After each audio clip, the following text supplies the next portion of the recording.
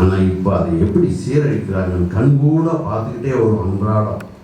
அதனால் எங்களுக்கு ரொம்ப கஷ்டமாக இருக்கும். அதனால் கொஞ்சம் உணர்ச்சி வசப்பட்டு பேசிட்டேன், தப்பாக எடுத்துக்காங்க.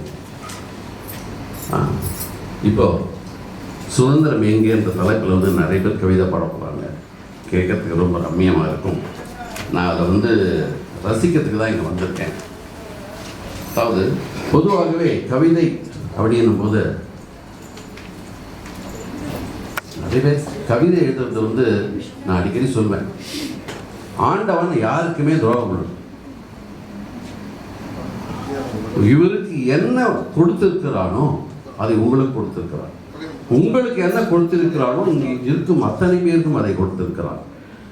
அது எப்படி நான் சொல்றேன், ரொம்ப சிம்பிளாகனா, நம்ம உடம்புல உப்பு இருக்கு, சக்கரை இருக்கு, கொழுப்பு இருக்கு, எல்லாமே சரிசமமான விகிதத்தில் படைக்கப்பட்ட உடல்கள், எல்லாமே இன்பில்ட்.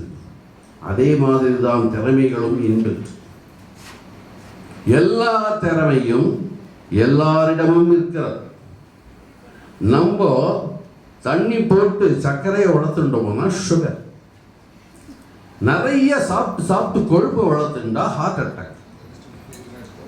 இது மாதிரி நம்ம கிட்ட இருக்கிற கலைகளை வளர்க்க ஆரம்பிச்சோம்னா எல்லா கலைகளும் இருக்கு நம்ம கிட்ட, எல்லாம் இன்பில்ட்.